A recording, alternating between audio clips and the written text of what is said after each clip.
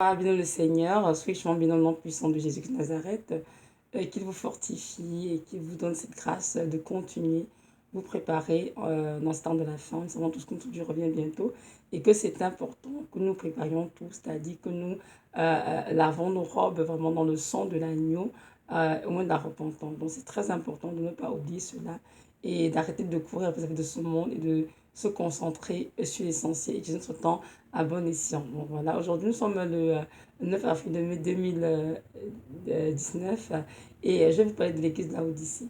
Donc voilà, notre Dieu m'a conduit à faire ce message. Pourquoi? Parce qu'il y a beaucoup de ces enfants qui sont encore endormis, alors qu'ils désirent que ces enfants prennent conscience de leur état spirituel et qu'ils se repentent de leurs œuvres et qu'ils reforment leur voie avant l'enlèvement. Oui, très important, du moins pour ceux et ceux qui veulent être enlevés, parce que si nos voix ne sont pas comme Dieu voudrait avant l'enlèvement, on ne sera pas enlevé tout simplement. Donc c'est très important de mentionner cela. Donc ici, il s'agit justement de la septième lettre qui est envoyée par le Seigneur à l'église de la Odyssée. Et bien que cette lettre est envoyée dans une église, dans une communauté chrétienne, c'est important de comprendre que la lettre doit être aussi adressée à chaque individu, tout simplement une personne à part entière. Donc, c'est important de considérer cela. Donc, on fait comme une assemblée locale ou pas, c'est important de tendre l'oreille pour saisir ce que notre Dieu a à nous dire là-dessus afin d'apporter les corrections nécessaires. Donc, voilà, le texte, on se trouve dans Apocalypse chapitre 3, versets 14 à 22. Donc, c'est de ça qu'on va en parler dans la vidéo de mon âge. Et donc, voilà, mon titre donc, est intitulé L'église de la Odyssée, profil actuel de plusieurs églises des temps de la fin. Donc, voilà. Donc, je vais directement lire le texte qui se trouve dans Apocalypse chapitre 3, pardon, des versets 14 à 22. Bon, ça dit ceci, écrit à l'ange de l'église de la Odyssée. Voici ce que dit l'Amen, le témoin fidèle et véritable. Au commencement de la création de Dieu, je connais tes œuvres. Je sais que tu n'es ni froid ni bouillant. Puisses-tu être froid ou bouillant? Ainsi, parce que tu es tiède et que tu n'es ni froid ni bouillant, je te vomirai de ma bouche. Parce que tu dis, je suis riche, je me suis enrichi et je n'ai besoin de rien. Et parce que tu ne sais pas que tu es malheureux, misérable, pauvre, aveugle et nu. Je te conseille d'acheter de moi de l'or éprouvé par le feu, afin que tu deviennes riche, et des vêtements blancs, afin que tu sois vêtu et que la honte d'amitié ne paraisse pas, et un colis pour entre tes yeux, afin que tu vois. Moi, je reprends et je châtie tous ceux que j'aime. Aie donc du zèle et repens-toi. Voici, je me tiens à la porte et je frappe. Si quelqu'un entend ma voix et ouvre la porte, j'entrerai chez lui, je souperai avec lui et lui avec moi. Celui qui vaincra, je le ferai asseoir avec moi sur mon trône. Comme moi, j'ai vaincu, je me suis assis avec mon Père sur son trône. Que celui qui a des oreilles entende ce que l'Esprit dit aux églises. Donc voilà la parole du Seigneur. Donc voilà, cette lettre est écrite justement à cette communauté chrétienne. Mais c'est important de considérer aussi qu'elle est tout aussi valable pour tout individu qui se dit être chrétien ou bien qui fréquente, je dirais, ce genre d'assemblée. Donc ici, nous continuons, commence le verset 15 en disant tout simplement je connais tes œuvres. Donc ici, celui qui parle, c'est le Seigneur Jésus lui-même, le témoin fidèle, le Dieu véritable, tout-puissant, qui nous a créés, qui nous a sauvés à la croix, qui dit ici à ses enfants. Il dit, je connais tes œuvres, je sais que tu n'es ni froid, ni bouillant. Puisses-tu être froid ou bouillant? Nous savons tous que, en tant qu'instruments de Dieu, nous devons être en effet soit froid, soit bouillant, un état ou un autre, parce que pendant ce que Dieu fait de nos vies, ou comment il veut nous utiliser. Et si Dieu parle de verset 7, de dire qu'on est tiède, ça veut dire en fait on ne sert à rien parce que on n'est pas là où il nous voit, dans sa vente tout simplement. Et il dit donc qu'il nous vomira de sa bouche si on est dans cet état de tiédeur. Comprenons bien que si nous prenons par exemple un verre d'eau, si le verre d'eau contient de l'eau fraîche, nous verrons bien que ça, lorsqu'il fait très chaud, c'est vraiment très rafraîchissant de boire cette eau. Mais aussi nous si on fait un café, par exemple, c'est bien d'avoir plutôt de l'eau chaude. Amen. Et de l'eau chaude fera du bien pour faire un bon café qui fera du goût dans la bouche. Donc, Dieu nous demande soit qu'on soit froid, soit qu'on soit bouillant. C'est à lui de décider ce qu'il veut que nous soyons pour être un instrument dans ses mains pour sa gloire. Alors, si on est tiède, ça veut dire qu'on est comme entre deux. On proclame Jésus, en même temps, on fait des choses qui ne sont pas conformes à sa parole, ou bien nos œuvres attestent tout simplement que nous ne sommes pas des enfants vraiment soumis à Dieu. Alors là, on est dans ce que j'appellerais l'état de tiédeur spirituel, l'état vraiment amorphe, de presque mort, on va dire, spirituellement parlant. Et évidemment, c'est un état qui ne glorifie en rien le Père. Et si on n'y est pas repentance, évidemment, ces personnes qui sont tièdes ne verront jamais la face du Père.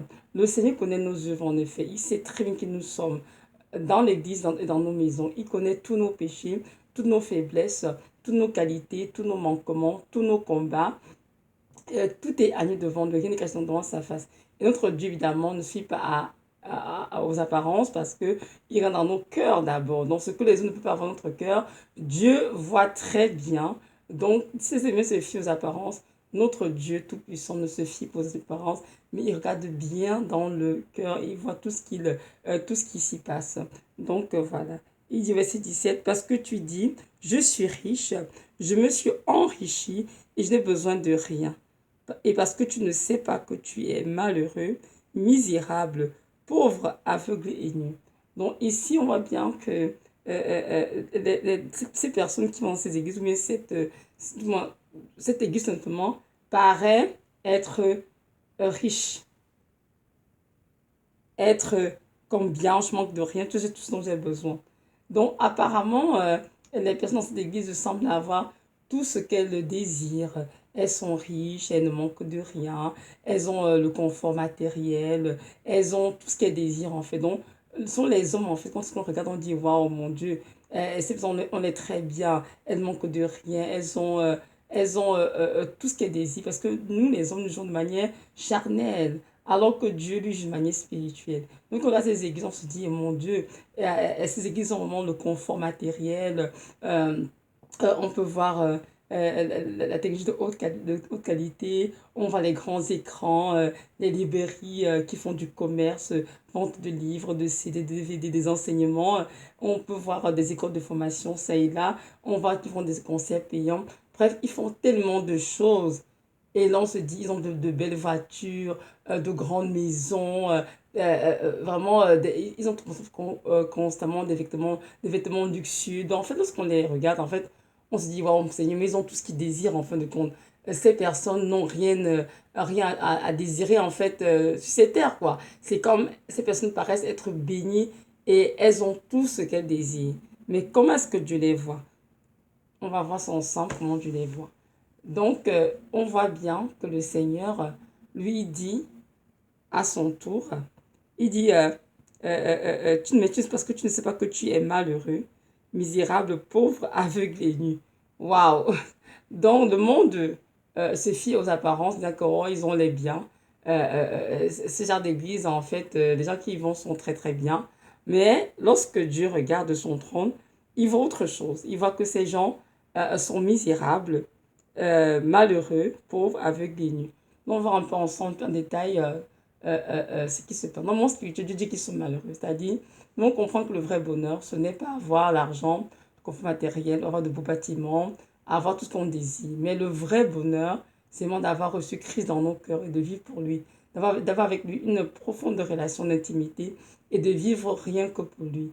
Jésus-Christ est ce trésor caché de tous les âges, d'une grande valeur, que tout homme doit chercher à vendre tout ce qu'il possède pour l'acquérir.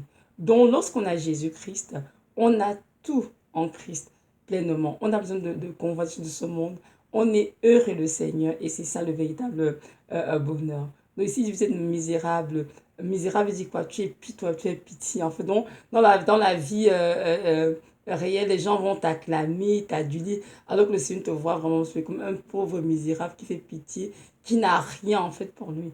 Alors que notre Seigneur nous demande vraiment comment dirais-je, de ne pas nous amasser des trésors ici-bas, mais vraiment d'amasser des trésors dans le ciel, où il n'y a pas de ruines, de thème pour les détruire. Donc c'est important de considérer tout l'aspect spirituel des choses parce que nous sommes des pères dans ce monde, notre patrie, elle est céleste, elle n'est pas terrestre. Donc nous devons vraiment mettre l'accent toujours sur l'aspect spirituel des choses et non sur l'aspect physique. Donc c'est ça. Et si Dieu dit ici aussi, tu es pauvre. En effet, ici, Dieu parle énormément de la pauvreté spirituelle parce que non, très souvent en apparence, dans la vie réelle, c'est des personnes qui sont déjà d'église ont les êtres très, très bien dans le confort matériel. Elles savent tout ce qu'elles désirent, mais en fait, dans le monde spirituel, évidemment, elles sont pauvres, mais elles ne savent juste pas. Oui. Et ces personnes sont tellement orgueilleuses et vaniteuses qu'elles ne s'en rendent même pas compte qu'elles sont pauvres et qu'elles ont besoin du Seigneur. En fait, pour ces personnes, le fait d'être à l'école de théologie, d'avoir fait des formations bibliques, des études bibliques, ça et là tout le temps, les a comme en fait d'orgueil, de telle sorte qu'ils se disent, eh ben, mais nous on connaît les Écritures, on connaît la Bible de Genèse, Apocalypse, dont on n'a rien à apprendre des autres. Donc, on est bien, on peut enseigner, on peut écrire des livres, on peut faire des conférences, ça et là. Et elles ne savent pas en fait qu'elles connaissent la lettre, mais elles n'ont aucune vue d'esprit. C'est pour ça qu'elles sont justement en fait d'orgueil et ne laissent pas Dieu les toucher justement. C'est pour ça que quelqu'un dans la parole, hein, la connaissance se tue, mais l'esprit vivifie. Donc tout le monde va connaître la parole. Non, non, non. Il faut avoir le Saint-Esprit de Dieu en soi pour pouvoir marcher de manière digne du Seigneur et faire ce qui est agréable. Il y a des hommes qui enseignent la théologie, hein, mais qui ne sont pas du tout chrétiens. Ce n'est pas seulement pour eux, la Bible est un livre, comme tout autre livre sur terre. Alors donc, les chrétiens, l'église de la Odyssée, sont en fait d'orgueil parce qu'ils connaissent les Écritures, ils sont capables de les réciter, d'enseigner dessus, d'écrire des livres dessus. Mais en fait, ce qui en fait la force des Écritures, qui est Christ, ils n'ont pas Christ, tout simplement. Donc voilà, lorsqu'on dit ici, alors que ils sont aveugles, donc les gens qui vont, évidemment, ils sont pas d'aveuglement spirituel une fois de plus, hein, à cause de tout ce qu'ils sont pratiques, déjà, même pas le Saint-Esprit en eux. Donc, nous comprenons bien que ces personnes sont spirituellement aveuglées, donc ne peuvent pas voir les choses telles que Dieu les voit, ne peuvent pas voir les choses du royaume telles que Dieu les voit, de manière spirituelle parlant. Donc, ces personnes sont moins limitées à se fier à l'aspect physique, naturel des choses et se contentent de dire notre église est la plus grande, on a un grand bâtiment, on s'habille bien, on s'habille chic, on a le matériel, on a tout ce qu'on désire, en fin de compte, on est heureux. En fait, alors qu'en fin d'église, non, être pas un club social, lequel vient faire s'amuser, mais en fait, ces personnes n'ont pas une vie de sainteté, elles n'ont pas une vie vraiment conforme aux saintes écritures. Donc voilà. Ici, nous dit aussi, tu sais que tu es nu. Voyez-vous, donc ici la nudité, non, enfin, une fois de plus, la nudité spirituelle, hein, donc sont des personnes qui ont perdu leur robe de justice, donc, mais qui n'ont jamais eu tout simplement. Parce que comprenons bien que le vêtement de lin blanc qui est dans la Bible est le vêtement de justice, hein, que chaque chrétien a sur le monde spirituel. Lorsqu'il a donné sa vie à Christ, lorsqu'il a expérimenté une véritable conversion. Oui, les personnes qui ont expérimenté une véritable conversion à le Seigneur ont dans le monde spirituel et sont vraiment revêtus de cette robe de fin lin qui est notre vêtement de justice. Et parfois, il y en a qui n'ont même pas du tout. Et ils sont dans l'église assis en train d'enseigner, de prêcher, de faire de choses alors que je ne les connais même pas. Il y en a aussi qui ont eu cette robe, mais qui en cours de route ont perdu leur robe. Pourquoi? À cause du péché. Parce que les gens sont dans le péché et ces personnes n'ont pas de cœur repentant. Je voudrais juste venir sur la pauvreté spirituelle d'ailleurs, dont je parlais tout à l'heure. C'est écrit en Matthieu, je crois que c'est Matthieu 5, verset 3, ça dit ceci. Heureux les pauvres en esprit, car le royaume des cieux est à eux. Donc, nous voyons bien que les chrétiens, l'église de la Odyssée, nous reconnaissent qu'ils sont pauvres en esprit. C'est pour ça qu'ils ne laissent pas Dieu entendre leur église. C'est pour ça qu'ils sont en fait d'orgueil et ils croient qu'ils connaissent des saintes écritures, alors ils connaissent tout. Parce que s'ils reconnaissaient qu'ils étaient pauvres en esprit, en effet, ils s'humilieraient dans le Seigneur et au que le Seigneur, afin que le Seigneur les visite et leur donne de la connaissance, de l'esprit. Donc voilà. Donc c'était juste ça que je voulais mentionner sur le point de la pauvreté spirituelle. Non, c'est ça. Donc, mais en fait, être pauvre, spirituellement parlant, n'est pas un état, comment dirais-je, mauvais dans le Seigneur, dans le sens où le Seigneur, justement, il veut que qu'on connaisse justement que nous sommes pauvres en esprit. Et c'est cette pauvreté qui nous conduit à le chercher, justement, à nous humilier devant lui, afin qu'il nous enseigne les principes, les préceptes de Dieu, au royaume de Dieu. Donc voilà, et là on va grandir en maturant en lui, sans problème. Donc voilà, comme je parlais de robe aussi, donc évidemment, dans la vie réelle, on voit tous ces gens qui vont dans ces genres d'église, qui ont des beaux costards, qui sont dans de belles robes, qui ont de belles voitures, hein, tout simplement de belles maisons, tout ça. Alors qu'en réalité, dans le monde spirituel, ils sont nus. Tout simplement pourquoi? Parce qu'ils ne sont pas du tout sauvés. Ils n'ont pas porté la robe du salut sur eux, tout simplement. Non, c'est ça. Donc Dieu donc, invite toute personne qui se reconnaît dans cet état justement de venir vers lui. Parce que notre Dieu ne vient pas ici qu'on ait l'église, hein, non du tout. Je suis en train de te relever les points qui ne vont pas du tout et leur demande de se repentir de leurs œuvres. Donc évidemment notre Seigneur Jésus-Christ est notre trésor.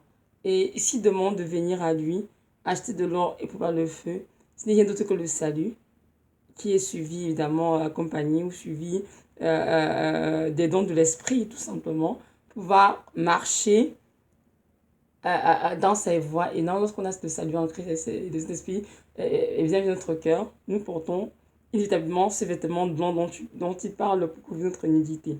Donc, Dieu invite toutes les personnes qui se connaissent dans cet état de venir à lui, en fait, ouvrir leur cœur à Dieu, tout simplement, et dit, Seigneur, je me repens, je veux vraiment te connaître, je veux, Seigneur, avoir avec toi. Et le Seigneur Jésus-Christ, justement, va les revêtir de ce vêtement de salut. Et évidemment, leur donner le Saint-Esprit qui les accompagne dans leur croissance spirituelle. Donc, pour expérimenter les dons de l'Esprit, les dons de guérison, de miracles, etc. Mais surtout, le fruit d'esprit, qui est l'amour, la joie, la paix, la foi, la bonté, la bienveillance, etc. Donc, c'est ça. C'est très important de comprendre que chaque chrétien dans le monde spirituel doit avoir sur lui son vêtement blanc. Oui, parce que c'est la maman spirituelle que nous sommes sauvés. C'est vraiment la marque de notre appartenance à Jésus-Christ de Nazareth comme Seigneur et Sauveur. Si on ne l'a pas, ça veut dire qu'on n'est pas sauvé. Il faut donc retourner, chercher cela et demander au Seigneur de nous accorder le salut. Je vais lire un texte dans 2 Corinthiens 5, 1 à 3. Ça dit ceci, qui en parle justement de la robe. Ça dit ceci. Nous savons en effet que si cette tente où nous habitons sur la terre est détruite, nous avons dans le ciel un édifice qui est l'ouvrage de Dieu, une demeure éternelle qui n'a pas été faite de main d'homme. Aussi nous émissons dans cette tente, désirant revêtir notre domicile céleste, si du moins nous sommes trouvés vêtus et non pas nus. Parole du Seigneur. Donc ici, l'apôtre Paul entre Dieu Corinthiens, que nous serons vêtus notre domicile céleste si nous sommes trouvés vêtus, non pas nus. Mais ici, il parle en fait de notre changement, de notre corps terrestre encore glorifié. Donc, lorsqu'un se produit, ceux qui vont être changés, encore glorifiés, ce sont ceux qui seront habillés, qui ont un vêtement sur eux. Si on n'a pas de vêtements, on ne sera pas changé, malheureusement. On va rester sur terre parce que Dieu nous a trouvés nus et non habillés. Donc, c'est très important, vraiment, vive le Seigneur, de t'assurer à le Seigneur que tu as vraiment sur toi ton vêtement blanc. Et moi aussi, je m'assure de cela. Seigneur, est-ce que j'ai sûrement mon vêtement blanc? C'est très, très, très important. Le Seigneur texte se trouve dans Apocalypse chapitre 16, pardon, verset 15. Ça dit ceci, Apocalypse 16, 15. Voici, je viens comme un voleur. Heureux celui qui veille et qui garde ses vêtements, afin qu'il ne marche pas nu et qu'on ne voit pas sa honte. Donc je relis. Voici, je viens comme un voleur. Heureux celui qui veille et qui garde ses vêtements, afin qu'il ne marche pas nu et qu'on ne voit sa honte. Donc comprenons bien que c'est très important que chacun de nous veille et garde son vêtement afin de marcher nu. C'est ce que Jésus viendra, quand on est dans 2 Corinthiens 5, 1 à 3, si nous n'avons pas sur nous notre robe blanche, on ne sera pas enlevé. Notre robe blanche est vraiment ce signe, notre appartenance au Seigneur. Ce vêtement blanc est le signe de notre spirituel. Nous avons été vêtements convertis, que notre maître, c'est le Seigneur Jésus de Nazareth. Donc c'est ça, donc juste que nous interpellé que c'est très important d'avoir justement sur nous notre robe blanche. Donc voilà. Le Seigneur aussi dit ici, il aussi dit au verset dis toujours d'acheter un collier à poindre tes yeux afin que tu vois. Donc, et là, il nous appelle tous justement à laisser que cet esprit ouvre nos yeux dans le monde spirituel, que nous puissions savoir c'est quoi la vérité et qu'est-ce que tu attends de nous et ce qui nous aussi correct. Parce que très souvent, on s'en met compte qu'en tant que chrétien, on a tendance à toujours se limiter aux choses physiques que nous voyons, que nous percevons, alors que non, c'est important de connaître des êtres spirituels, réelle image de Dieu, lumière d'esprit déjà en passant, et que nous devons juger les choses de manière spirituelle.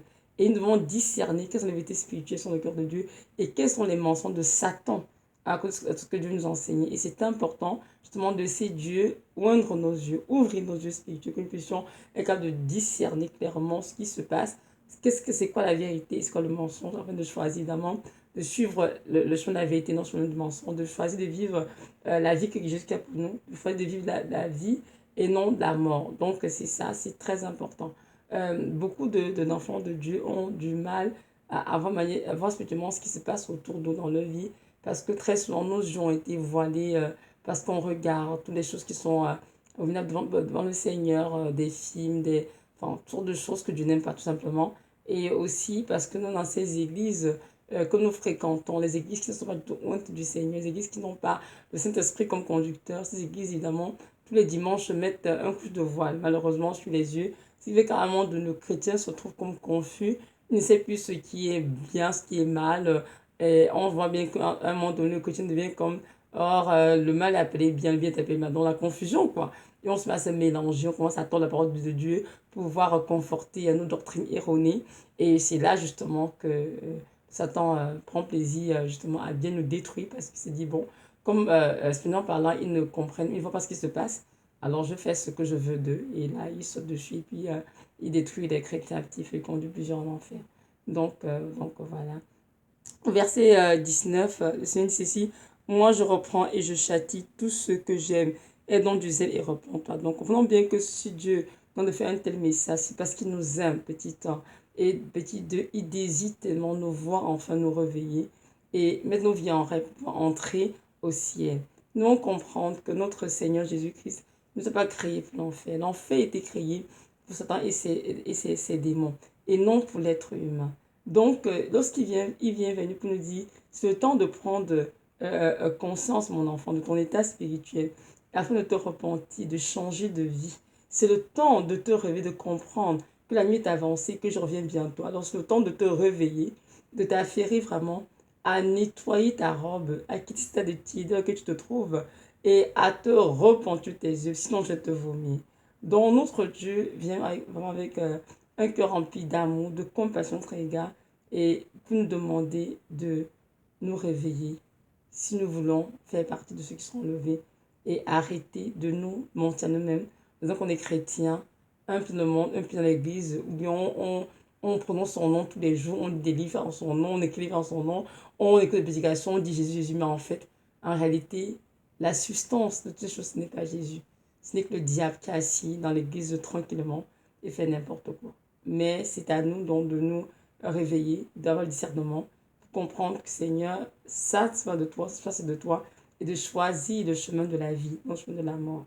Donc ici au verset 20, voici je me tiens à la porte et je frappe. Si quelqu'un entend ma voix et ouvre la porte, j'entrerai chez lui, je souperai avec lui, lui avec moi. Donc on voit bien dans ce verset que Jésus-Christ est hors des églises de Laodicée. Il n'est pas dans ces églises locales où il y a l'activité spirituelle. Il est hors de ces églises. C'est ça qu'il dit, non, voici se tient à la porte de ton cœur, il te dit ça quelque chose. Parce qu'il faut pas plus se concentrer sur les églises locales, comme je disais tout à l'heure. Ça peut être aussi une lettre adressée individuellement à une personne, à un chrétien tout simplement. Donc, si tu prends dans ce sens, tu vas te dire, me voici, je me tiens à la porte de ton cœur et je frappe. Si tu entends ma voix, tu ouvres la porte, j'entrerai chez toi, je serai avec toi et toi avec moi. Donc si Dieu te lance un appel, à m'écouter en ce moment. Si tu écoutes la vidéo, que tu te rends compte que l'église que tu fréquentes est une église Laodicée, ou bien même que tu ne peux pas aller dans cette église, mais que ta vie est décrite dans ce passage, dans cette septième lettre à l'église de l'Odyssée. Alors Dieu te dit aujourd'hui qu'il te tend la main. Donc je t'encourage vraiment à saisir sa main. Je t'encourage à, comment dirais-je, à vraiment te repentir de tes œuvres, à reconnaître que c'est vrai, tu es tiède et que tu veux connaître Christ. Tu veux vraiment recevoir Christ dans ta vie pleinement et non partiellement comme font certains. Tu veux marcher avec Christ totalement pour toujours et non un pied dans Christ, un pied dans le monde. Alors si tu veux vraiment t'appeler, je t'encourage à le faire. Fais-le, c'est bien pour toi. C'est bien pour ta famille. Parce que si tu continues de jouer avec le Seigneur, je t'assure que la fin ne sera pas heureuse pour toi. Parce que la fin sera tellement douloureuse que tu pourras regretter, Seigneur mon Dieu, toute ta vie.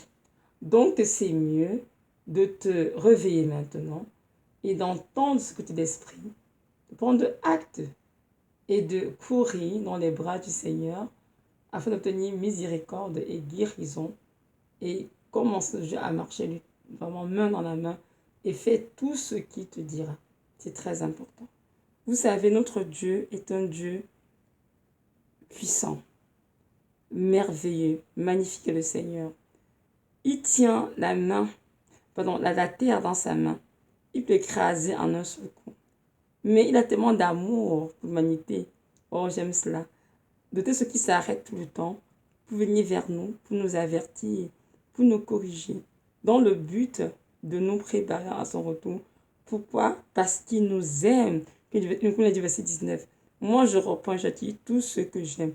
Donc, toutes les personnes qui de la Odyssée, Jésus-Christ les aime. Mais ce qu'il leur demande, c'est aie du zèle et repens-toi. Amen. Donc, Dieu a toujours de prendre la peine de, comment dire, d'examiner nos vies, passer nos vies en revue et de voir vraiment c'est quoi ma vie, Seigneur. Est-ce que je suis un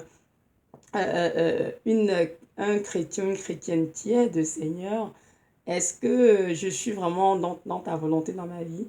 Ou bien ce que je fais, c'est pour moi? Et c'est dans ce temps, Dieu va te répondre. Il va pas se prendre le temps, donc je prends de te réveiller, de prendre conscience et de demander pardon au Seigneur et de maintenant marcher pleinement dans sa volonté. Donc voilà. Je vais lire un dernier texte qui se trouve dans Jacques.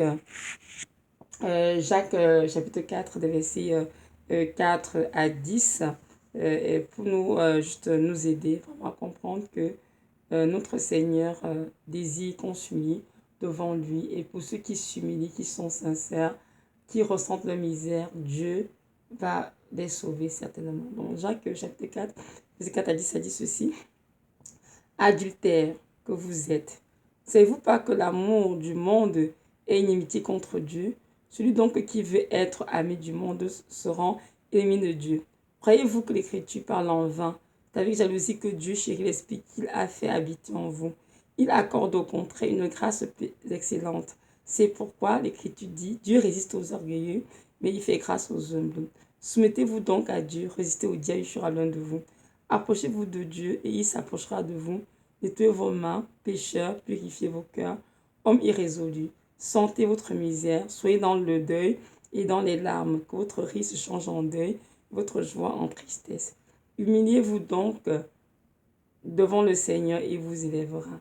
Parole du Seigneur. Donc, nous voyons bien ici que Dieu appelle toutes ces personnes qui sont adultères. Ils ne sont pas adultères spirituels, évidemment, parce que si on ne sait pas adultère, souvent, on sait maman, c'est-à-dire Satan, tout simplement. Donc, l'église d'Odyssée est une église qui contient des femmes et des hommes adultères, parce qu'ils sont tous soumis à Satan et non à Dieu. Ils ont ce qu'on appelle l'amour du monde, très très très présent chez eux, évidemment. Et nous savons notamment que l'amour du monde est inimitié contre Dieu. Donc, s'ils veulent être amis de Dieu, ils doivent renoncer au monde. Donc, si Dieu vraiment nous fait comprendre qu'il chérit l'esprit qui est en chacun d'entre nous et il est jaloux, justement. Il ne veut pas que cet esprit soit suivi par un autre esprit. Hein. Donc, il nous demande justement d'arrêter d'être orgueilleux, de nous humilier sa puissante main. Et il va nous aider. Donc, au lieu d'appeler qui te lance, en ce moment, si tu t'es rendu compte que tu aimes le monde. Tu vois dans les églises qui ont tendance à prôner le monde, l'évangile de prospérité, toujours concentrer sur moi, être un champion, régner avec Christ, avoir ci, avoir dans cette posséder ça. Comment bien que tu es en train de marcher le chemin de la personne qui conduit en enfer. Mais Dieu t'aime tellement qu'il est venu aujourd'hui pour te dire, approche-toi de moi, approche-toi de moi, nettoie tes mains, pécheur, purifie ton cœur, homme irrésolu. Sans ta misère, son le deuil dans les larmes, que ton rire songe en deuil et ta joie en tristesse. Humilie-toi donc sous ma sainte main, et je vais t'élever en montant. Je t'en supplie, mon frère, ma soeur, si tu écoutais ce message, et que tu reconnais que tu es une chrétienne, tu es un chrétien tiède, une chrétienne tiède. Tu reconnais que oui, tu aimes pour le monde et que tu aimes les marches de prospérité et tout ce qui va avec. C'est temps de te repentir, de dire oui, Seigneur, je veux que tu me pardonnes, je veux que tu me guérisses. Je marche avec toi dans la simplicité, dans la modestie, dans la pauvreté, comme tu m'as appelé, Seigneur, et t'aimer de tout mon cœur, Seigneur. Comprenons bien que les trésors sur cette terre ne sont rien, ce n'est que de la fumée. Mais les trésors dans les cieux, ce sont ces trésors en fait qui sont durables, qui ne seront jamais détruits par la teigne et la rue. Donc c'est important de désirer cet avoir, ce dont on a besoin pour se vêtir, se nourrir, c'est notre Seigneur et avancer. Et ne pas être pris dans le jeu de l'avarice et chercher tout le temps à posséder ceci, posséder cela, avoir trop d'argent pour se faire voir et finir notre vie en enfer. Donc voilà, je vais m'arrêter là aujourd'hui. Donc voilà, c'est ça, c'est donc l'enseignement concernant l'église de Laodicée. Et malheureusement, comme tu as dans le début de vidéo, c'est le profil actuel de plusieurs églises locales dans le monde entier, dans tous les pays. Il y a très très peu de chrétiens qui n'ont pas fléchi le genou devant Baal. Beaucoup de chrétiens ont fléchi les genoux devant Baal. Il y a un reste, un très faible reste qui est très attaché au Seigneur, qui marche vraiment dans les voies du Seigneur, les voies qui conduisent vraiment au paradis, ce chemin étroit. Mais notre Dieu ne se lasse de lancer par ses messagers, ses messagères de la fin des temps, des messages de repentance pour réveiller justement son peuple à ce phénomène qui se passe en fait, c'est-à-dire la tiédeur, hein, la mort spirituelle que beaucoup de gens ont connue aussi.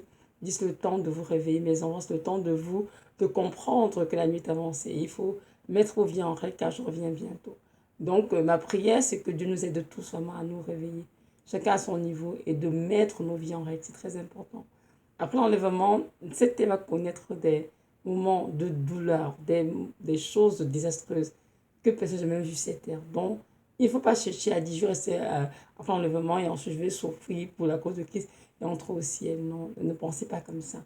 De toute façon, c'est mieux de faire tout ce que tu peux maintenant pour entrer au ciel. Et si, pour X ou Y raison, tu n'arrives pas à entrer, ce n'est pas grave. Au moins, le Seigneur va t'aider lorsque tu seras dans la tribulation. Mais si tu baisses les bras maintenant, tu t'endors, tu fais ta vie, tu t'en fous du Seigneur, oh, je pense que ce sera très, très douloureux après l'enlèvement. Tu vas te retrouver tout seul ici et triste et déçu. Tu vas regretter beaucoup de choses. Donc, voilà.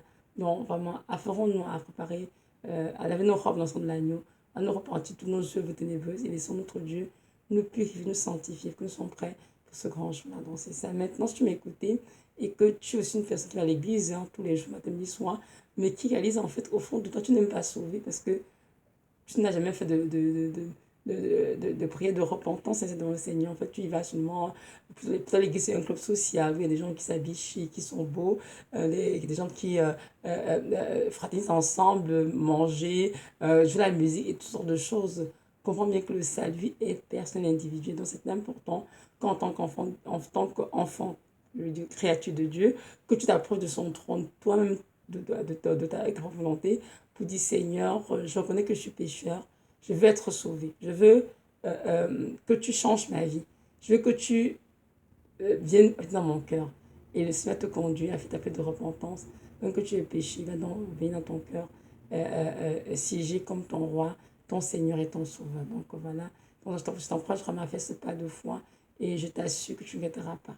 Comprends bien que ce n'est pas d'aller à l'église qui va te sauver, ou bien le fait d'aller jeter le pasteur, étudier la Bible, monter, descendre. C'est important que tu aies expérimenté une vraie repentance, que tu sois né de nouveau, que tu aies expérimenté la naissance en haut. Comme c'est écrit dans la Bible, c'est très important que Jésus-Christ te revête de ton vêtement blanc.